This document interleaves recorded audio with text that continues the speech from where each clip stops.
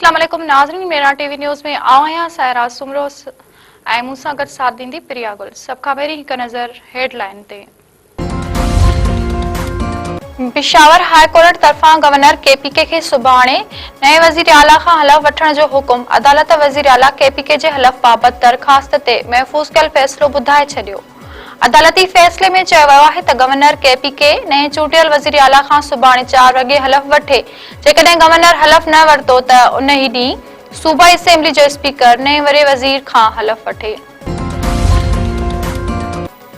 वज़ीर आला केपीके जी इस्तीफ़ा ऐं हलफ़ बर्दारी वारो मामलो। गवर्नर केपीके फैसल करीम कुंडी पंहिंजो जवाब अदालत में जमा कराइण लाइ अटॉर्नी जनरल ॾांहुं उमाणे छॾियो। फैसल करीम कुंडी चयो आहे त वज़ीर आला केपीके जी इस्तीफ़ा मंज़ूर थियण जो इंतज़ार छो न कयो वियो।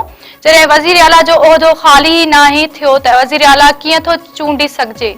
पंहिंजे जवाब में गवर्नर केपीके फैसल करीम कुंडी चयो आहे त सुप्रीम कोर्ट जे फ़ैसिले तहत इस्तीफ़ा वसूल करण वारे ॾिसणो हूंदो आहे त इस्तीफ़ा असली आहे या न। उहो बि ॾिसणो हूंदो आहे त इस्तीफ़ा कंहिं दबाउ तहत त नाहे ॾिनी वई। जेकॾहिं ईअं आहे त उहो जमहूरियत लाइ नुक़सानकार आहे।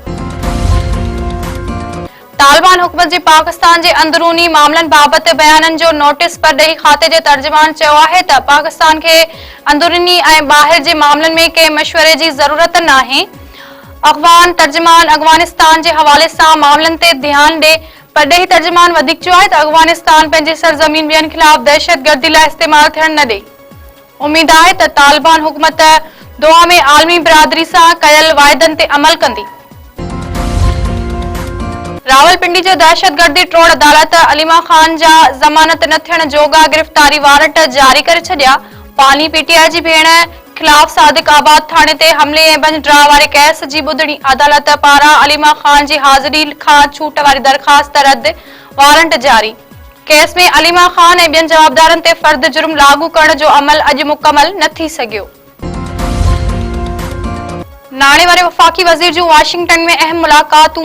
मोहम्मद औरंगज़ेब जी अमरीका जे नाणे खाते जे आला अमलदारनि सां अहम मुलाक़ात। अमरीकी कंपनियुनि खे तेल, मादनियात, ज़राअत ऐं आईटी में सीड़पकारी जी दावत। जारी कयल पधिराई में चयो वियो आहे त अमरीका सां वापारी मुआहिदे खे अहम अॻुभराई करार ॾिनो वियो। रिकोडिक मंसूबे जा माली मामला जल्द तइ करण ते इतफ़ाक़। नाणे वारे वज़ीर पारां टैरिफ बाबति ॻाल्हियुनि जी कामयाबी ते इत्मीनान जो इज़हार। नाणे वारे वज़ीर जी इस्लामी तरक़ियाती बैंक जे सदर सां बि मुलाक़ात। पोलियो जे ख़ात्मे ऐं तेल फाइनेंसिंग जी सहूलियत में ताउन जारी रखण ते इतफ़ाक़। अमरीकी सदर पारां चीन मथां 100% टैरिफ लॻाइण जे बयान ते चीन जो रद्द अमल साम्हूं अची वियो। चीन चयो आहे त अमरीका सां वापारी जंग में आख़िरी हद ताईं वेहण लाइ तयार आहियूं। टैरिफ ऐं वापारी जंगनि बाबति चीन जो मौक़िफ़ वाज़े ऐं मुस्तक़ल आहे। जेकॾहिं अव्हां ॻाल्हियूं करणु चाहियो था त असांजा दरवाज़ा खुलियल आहिनि। चीन जे तर्जुमान जो वधीक चवणु आहे त अमरीका हिक ई वक़्तु ॻाल्हियुनि जी ख़्वाहिश बि ज़ाहिर करे थो ऐं नई पाबंदियुनि जी धमकी बि ॾिए थो। चीन सां ॻाल्हि ॿोल जो इहो तरीक़ो नाहे। नंगर पार्कर वेझो दुरनि में झेड़ो, ॿ ॼणा कुआड़ियूं ऐं गोलियूं हणी क़तल। ॻोठ ड्रह खाड़क में पाणी जे तलाउ जे ज़रई आबादी लाइ लिफ्ट मशीनूं लॻाइण तां झेड़ो। 70 सालनि जो मुबारक ऐं 50 वरनि जो रांझो मारिजी वियो। 20 खां वधीक माण्हू ज़ख़्मी।